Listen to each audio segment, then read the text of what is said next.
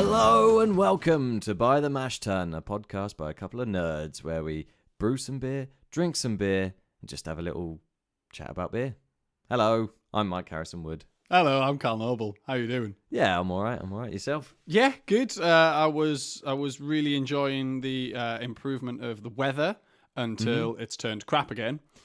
So it got down to a real nice, 20 degrees. There was a breeze. It rained occasionally.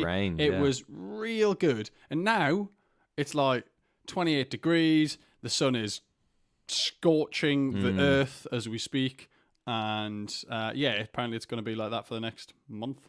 Yeah, which doesn't fill me with a lot of hope for cooling down the beer. No, eventually using groundwater temperature. Yeah, that's it. Like I brewed last week. We didn't record for it because it was me just making the beer for Beautiful Days, and we've already done that episode. I struggled to get the beer down. Well, the wort down to it's like 27 degrees.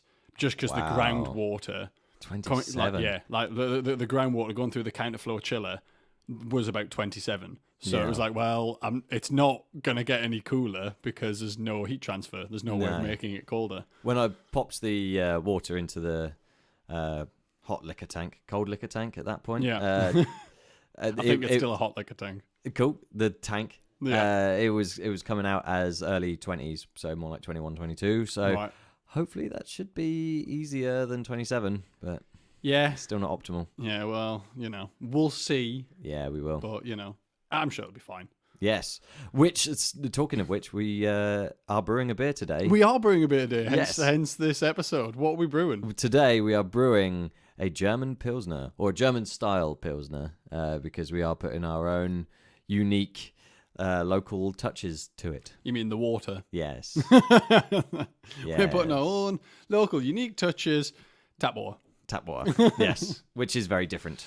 Yeah. So, I mean, have you had your water tested yet? I've got it in the post. Right. Okay. I sent it away about a week ago. Still haven't received anything yet. No. So you won't have made any changes to the water chemistry. You're just taking it as straight from the source. Yeah, I think it's safer to do that than to make assumptions. Yeah, I think that's probably not a bad idea. Because, I've got my water report for down home, but, you live a good few miles away, and it's probably going to be different. Yeah, I imagine it comes from... I imagine it comes from the same place, but, Yeah. So anyway, the one of the things that is very important in a Pilsner, especially the distinction between German Pilsner and Czech Pilsner, is the water profile. Yeah. And that is one of the things that I've spent a couple of weeks researching, because any of our listeners that have listened muchly in the past will know that I have not paid any attention to water chemistry at all. No. I think this is the first time you've taken an active interest. Yeah. I think it's about time. Yeah, well, you'll always be able to make, decent beer, and the change that water chemistry makes is, I find, small. Yeah. So, I wouldn't be overly concerned about this not tasting quite right, but it'll be slightly different. Yeah, so since it is a Pilsner, and Pilsners are traditionally very crisp, clean, refreshing lagers. I mean, there's a subtle difference there with the Czech Pilsners that have got a bit more body behind them and a bit more oomph. But the German Pilsners especially, very crisp and clean and dry. Yes, yeah. And that will accentuate any differences from the water chemistry over a sort of more heavy or darker style. Yeah. Which may even benefit from our stupid calcium carbonate heavy water. Well, that's it. It's going to be an interesting one to see whether or not it's made a massive difference. Because when I've made lagers in the past, I have made the changes in water chemistry based off my water report. So I've never tried to go, right, let's just see what it's like when I'm using straight up tap water. So I think I'm going to run with this. This isn't a German Pilsner. It's a German-style Thames Valley Pilsner. That's what I'm. That's what I'm rolling with. Sounds so appetizing. Yeah, get that in a pump clip. Let's go. Yum yum. But yeah, there are other elements to the beer as well. The grain bill is well, sensibly, mostly Pilsner malt. Good shout. Yes, that is the base malt. So rather than Marisotta, and we love Marisotta. We do love Marisotta. In fact, we got a little bit here just to compare. Yeah, like Mike sent me a text this morning saying, "Oh, can you bring some Marisotta Otter over because I just really miss the flavour." So good. Oh, there he is, schnaffling away. But I think it's important to taste Marisotta fresh Yeah, in our mouths in order to... as opposed to just jamming it into your eye hole. Yeah. Get it right in there. Oh, in the lovely. ears. Oh, get it right in the ears as well. Full right in. Yeah, lovely. So, yeah, have a little bit of that. Taste that You're such a pusher, Mike. sweet bread flavour. To directly compare that to the Pilsner malt, because I've literally never, ever brewed a Pilsner malt, ever. Oh, really? Yeah. So, Go on then. Get it. I've drank a lot of Pilsners, Yeah.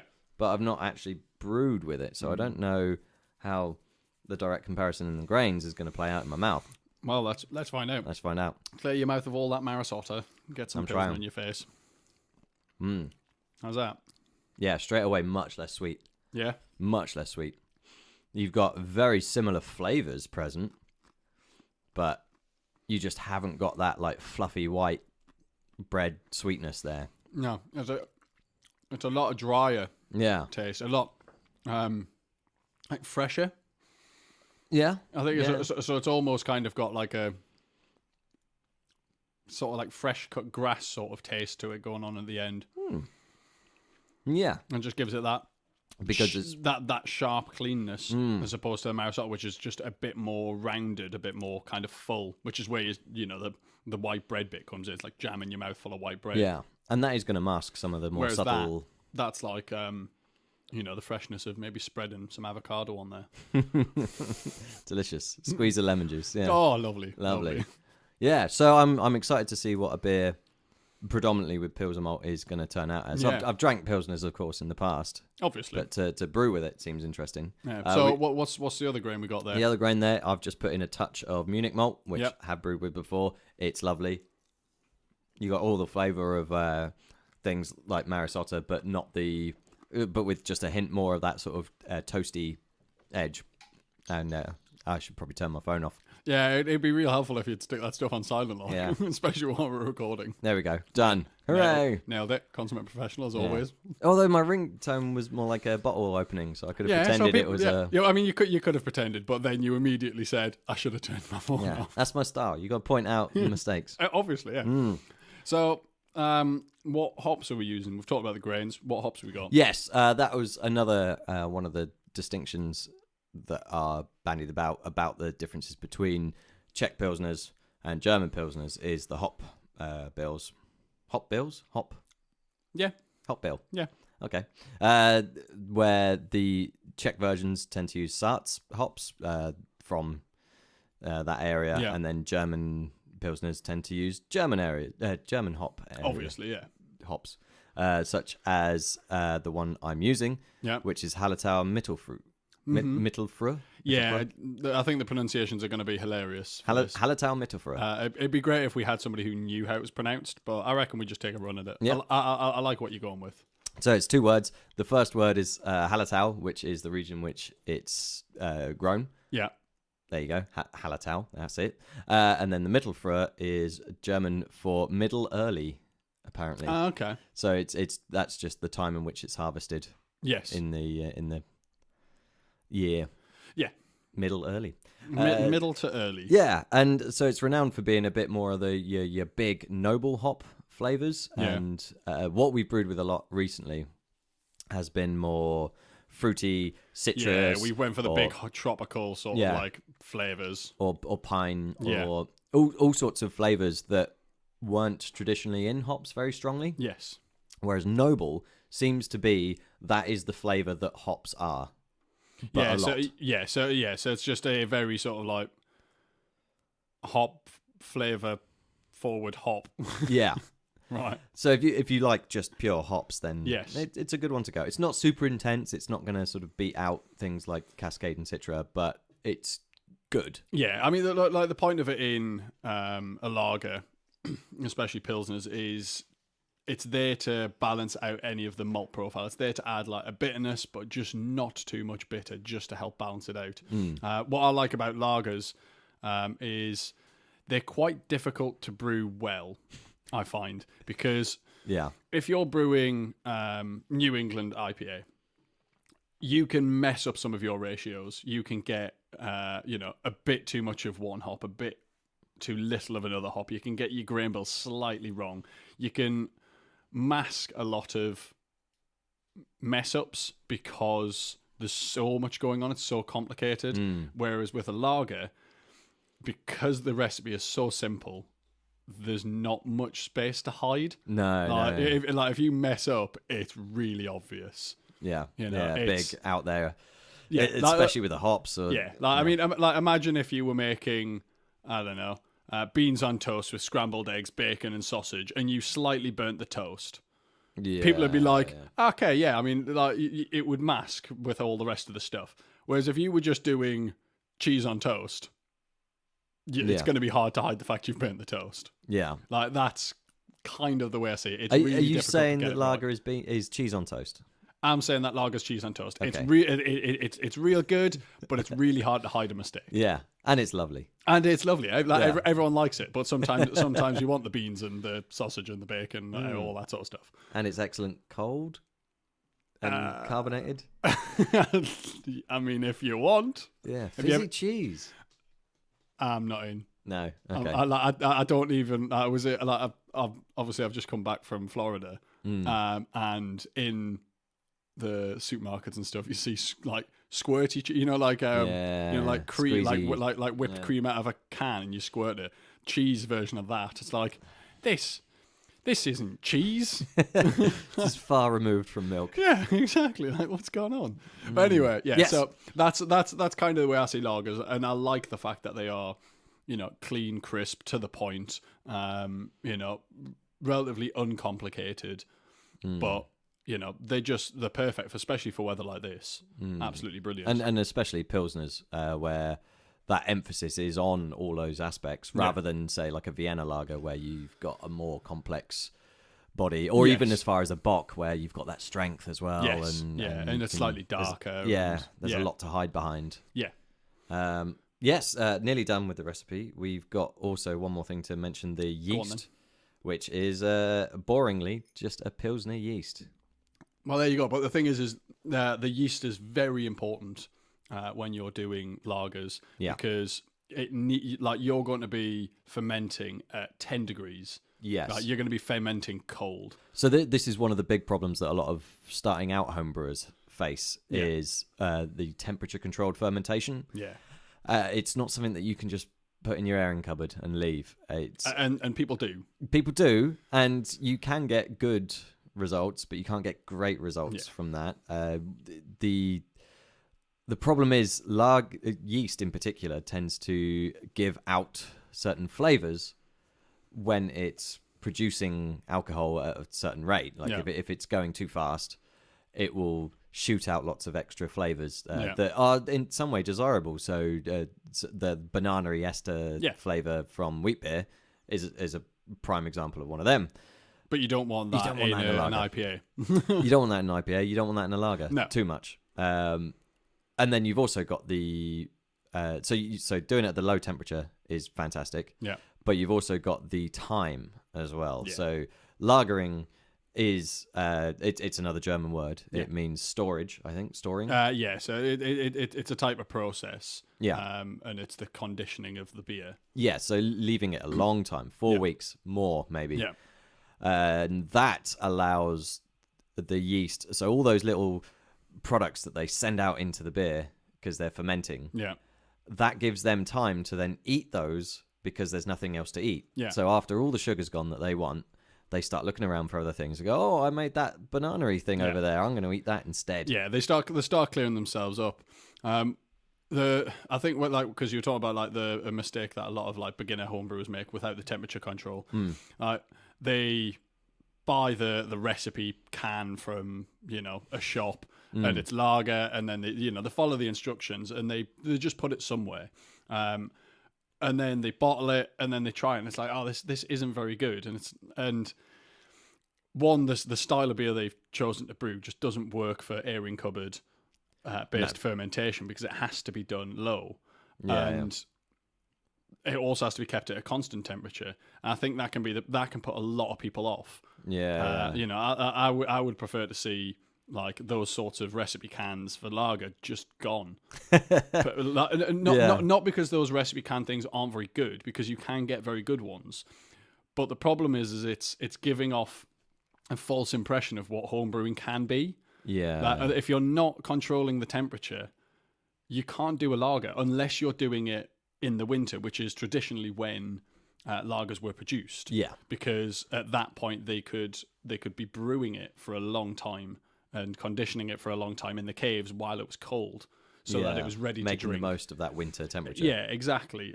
When you couldn't be doing standard ales because it was just too cold for those to ferment out. Yeah. So, you know, that it worked then. So, you know, if you're a home brewer and you're going, I really fancy making a lager, but you haven't got temperature control, that's the way to do it. Wait till you start getting into the colder months, November, December, February. You know, you don't want it to freeze, but you want it to be, you know, out in your garden shed, a good constant, you know, cold 8 to 12 degrees for 2 or 3 weeks. So that's literally how long it'll take to ferment out. And I don't know what your plan is. I don't know how much you've looked into the lagering process itself. Yeah, so I know about the giving it, having a long time, such as 3-4 weeks, as you say, for the fermentation, and then you rise the temperature a little bit as well, and then that rising does encourage the yeast to eat all of its own byproducts as well. So I believe it's called a diacetyl rest. Yes, yeah, that's one of the off flavors that you can get in certain beers. That gives a sort of buttery. And I think a lot of homebrewers, when they first get into like brewing, they'll brew a lager, and that's a sort of flavors, and they get a lot of sulfurous flavors, very eggy. Yeah, and that normally puts a lot of people off, because lager does have, if you let lager warm up, it does have a sulfurous smell. Yes, and that is one of the things that the yeast produces. Is a sulfurous smell. So if you ferment too high, you will get a sort of like rotten egg sort of smell, and it's like, oh god, that's horrible. And lager normally does smell a lot worse than all of the other ones whilst fermenting. It doesn't mean it's gone wrong. It's just because of the way the yeast ferments, because it's a bottom fermenter as well. Yeah. Is that anything to do with the water chemistry as well, or is that pure? No. Well, I mean, I may be incorrect, but I don't think it has anything to do with the water chemistry. Yeah. It is large because all the yeasts are different. They're all yeast, but they all kind of do different things. They all produce slightly different flavors. They all operate in a slightly different way. And that is just the way they work. Okay. You know, if you could take a lager yeast and ferment at 18, 19 degrees, but it wouldn't be as good as if you used, US-05 if you were trying to make an ale. But you would struggle to get US-05 to ferment properly at 10 degrees. Yeah. It wouldn't be happy. And it's just because it would struggle a lot more. Yeah, it just hasn't evolved to do that thing very well, which is why we have so many different yeasts and so many different like specific uses for those yeasts. It's because they've been selectively bred to follow a certain path, and they've just got really good at it. Yeah. But yeah, so you've got your temperature rise for your diacetyl rest up to, is it probably about 16 degrees? I'd have thought. And then I'd imagine you've probably got a slow drop down to about 3 degrees over 4 weeks, and then that allows the dropping out of the sediment and the yeast themselves. As far as I know, that is the lagering process. The fermentation isn't. The fermentation is just fermentation. The lagering process is essentially the conditioning. Again, I may be incorrect. This is just through like the research I've done, because I've brewed 3 or 4 lagers in the time I've been homebrewing. And this is the way I've always done it. You get up to 16, and then over a 30-day period, you drop it from 16 down to 3. Or basically as close to freezing as you can get without freezing it, as far as your fridge will go. And you just drop it by a few degrees, every other day, just to kind of bring it down, because you don't want it too long at that 16, because otherwise it'll just be too active. But as far as I know, that's the lagering process, once that's done, then you you keg it and carbonate drink or it. bottle carbonate. Yeah, but it does take a long time. You know, Yeah. it's the reason I've got 2 fermentation fridges in my house. It genuinely is. Like I had one fermentation fridge, and I was like, okay, this is fine. You know, I can brew every 2 weeks. And at one point, I went, I really want to make a lager. And I looked, I was like, that ties up a fermentation fridge for 6 weeks. Yeah. Because you've got your 2 weeks fermenting, yeah. possibly longer, and then you've also got like 4 weeks of lagering process, and then you've got to keg it and bottle it or whatever. Yeah. So I was like, right, I'll buy another fridge so I can have one lager going and one like ale. You know, and you produced 2-3 ales in the time you produce one lager. Yeah. I'm looking forward to it, even though it is a challenge, and it is going to tie up my fermenter, as you say, which means you might have to brew a little bit more. Yeah, I'm okay with that. Or we may go elsewhere. Who knows? Ooh, trip out. Knows? They're Yes. going to let us out in public? No, not in this heat. No. No. But yeah, like I'm a big fan of lagering. Like, you know, I think like the lagers are real nice if done well. Yeah, and there is a lot of information out there about building your own fermentation chambers and temperature controlled areas for that. So if you are keen on getting involved in that, I'm sure you can hit us up and we'll send you in the right direction. Yeah. I mean, like I think we've both when we got into home brewing, just made a lot of our own equipment. Yeah. And yeah, like if anybody ever needs any help or advice with that, like if you just send us a message, you know, more than happy to give you a breakdown of, you know, what we did and how we did it and why we did it. Yes. All important things. Yeah, well, I think they are. Yes. Okay, I mean, well, we've definitely rambled on. Oh, we talked about pilsners a lot now. We did. So yeah, have we got beer ye? It's time for the beer news that cuts you off mid-sentence, because that's how important it is. That's how important the news is. Yes. So what's in the old beer news?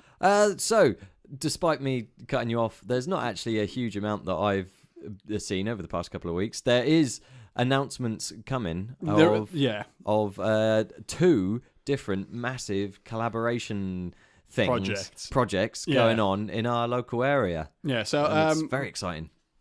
We some people may know, some people may not. There's something called Rainbow Project that happens. Well, I think this is maybe the 5th or 6th time Rainbow Project's happened. No, not that much. Really? 3rd, 4th?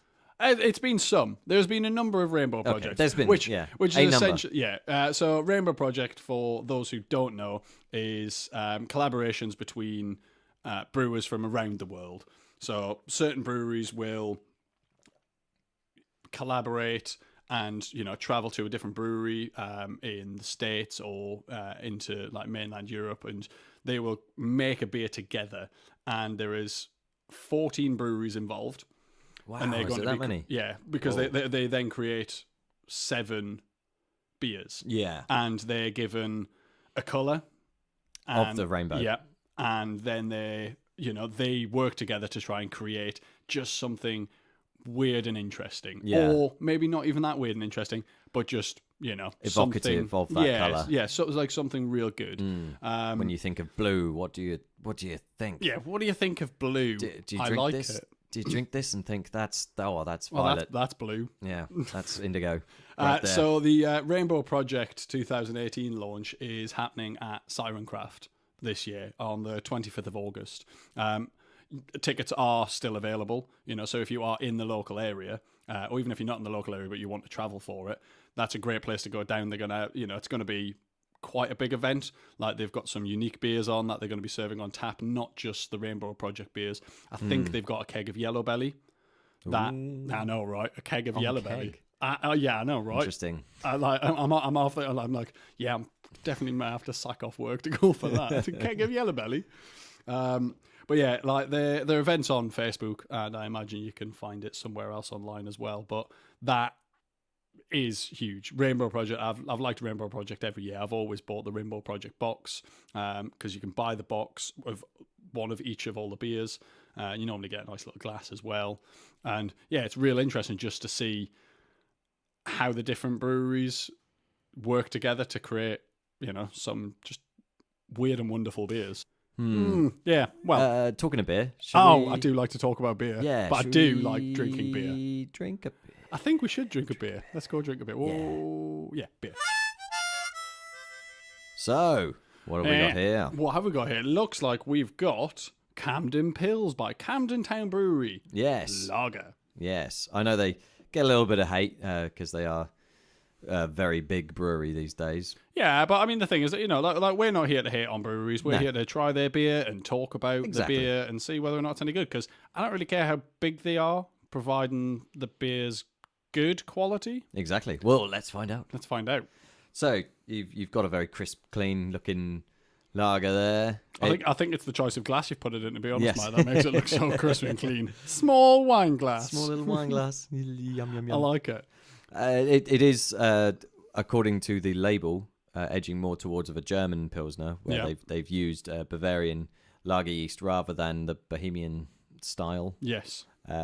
It's very confusing because they both begin with B. Oh, the old letter B. Why would you name two areas with the same starting letter? It's terrible. I mean, the thing is there isn't only there's a finite amount of letters you have to choose from. No. And some are just ridiculous letters to start with. That's no excuse. It is. All right, let's try this beer. Go on then.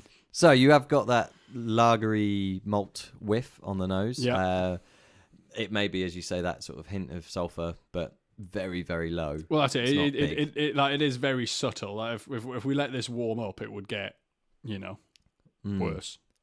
And yeah, very crisp and clean in the flavour. You've not got that big residual sweetness that you sometimes get with the stronger lagers. This is only 4.6. Yeah.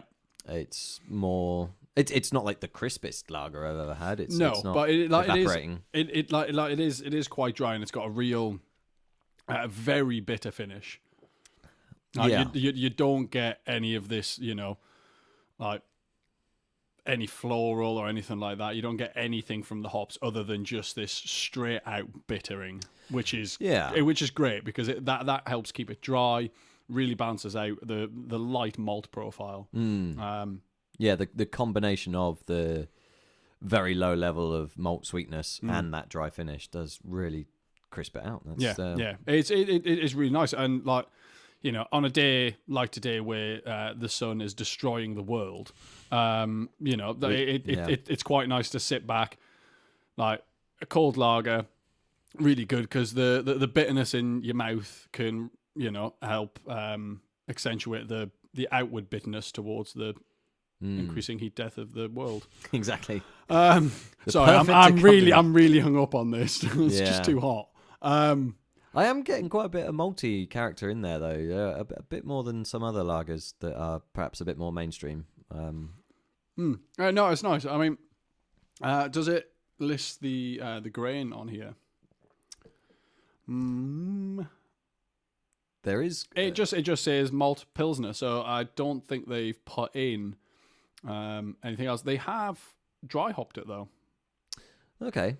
Because it looks like, so in the hops they've got kettle and then dry. So they've dry hopped with Simcoe and Centennial. Piney fresh. That's more of a tradition with the American lagers that you're starting to see now, or even some people call them IPLs, which is India Pale Lager.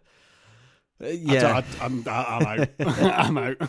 So you're making a pilsner basically, but you just hop it to fuck. And yeah, I mean, like you see quite a lot of dry hop lagers kicking about, and it is a popular thing. But you need to be careful of staying clear of the just going for that big hoppy nose and hop flavor in the mouth, because that's not really what a lager's about, really. I think you're changing your style there. And that big hop flavour does dominate the malt base as well. This is just on the cusp of crisp enough, flavoursome enough that you can get the balance of the malt and the hops. Yeah. And any more hop flavour and there would be no chance. So that's good.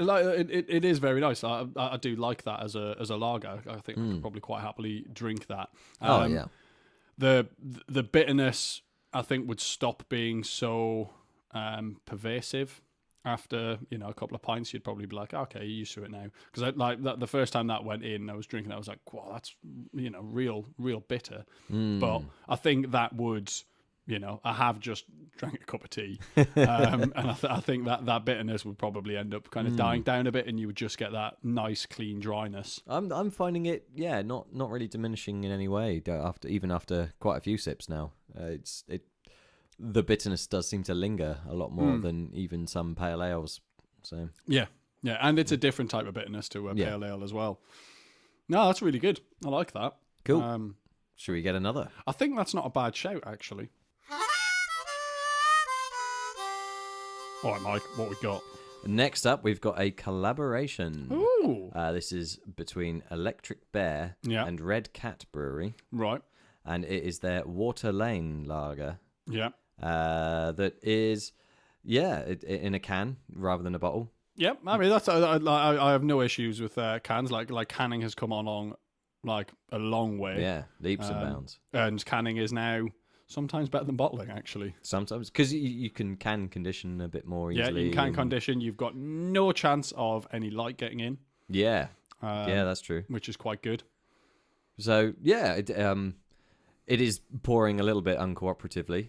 Why is that, Mike? That may be my fault, having only put it in the fridge a couple hours ago, rather than giving it the full overnight to really cool down.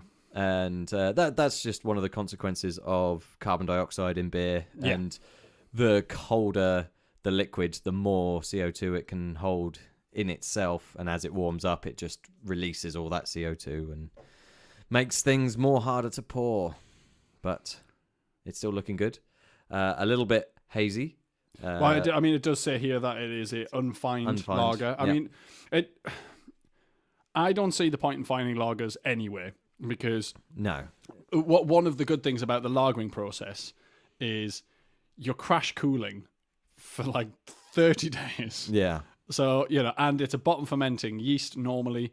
So, you shouldn't end up really with a lager that's ever too hazy. Like, there might be a slight cloud in it.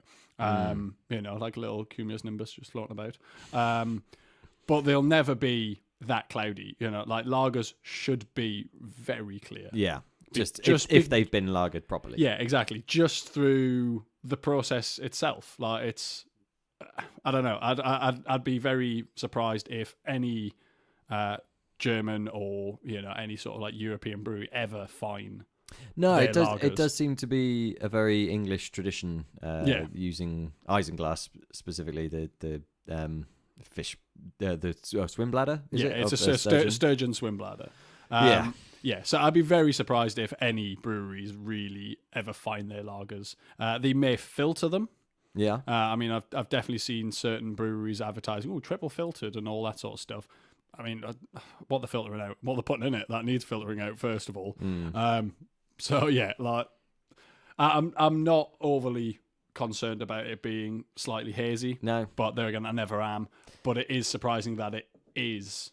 Plus, it could very well be can conditioned as well. Well, if it's can conditioned, then you're going to end up with a certain haze, especially if it hasn't been sat, like you said, it hasn't been in your fridge for very long, so it hasn't had a chance to drop out. No, which means we may be getting large amounts of tasty yeast. Have a smell there. So see what you think. It's got a good head on it. Yeah. So I did read on the can. This is the one of the styles that you very recently belittled. The IPL. Whoa! Let's back this fun bus right up, mate. I wasn't belittling it. I was just saying, it's a bit of an odd thing, but it's kind of like the black IPA, and it's that. It's an interesting wording, like India Pale Lager.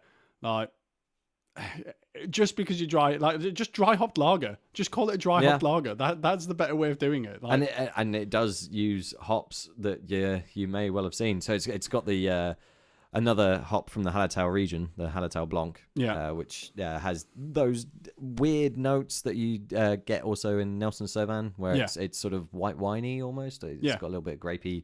Well, I mean, the thing is that that is a smell there. Like but you've also got the big hitter Citra in there as well, and that is not a hop that is traditionally in a lager. German pilsners. No, I like if on the nose, there is a hop smell. Like you are getting a slight fruitiness. Yeah, I'm not getting any of that sort of sulfury No. lager malt No, not at smell all. that I got from the Camden Pills.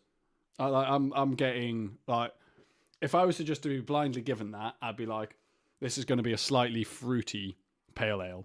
Yeah, That's what I'd be expecting. And going in for a taste, it is much sweeter, fruity, round hop flavor going on, almost as if it is a pale ale, not a lager. Yeah, it's nice. Don't get me wrong, but I don't think if I was given that, I would go, oh, that's a lager. I'd just be like, that's just a nice pale ale.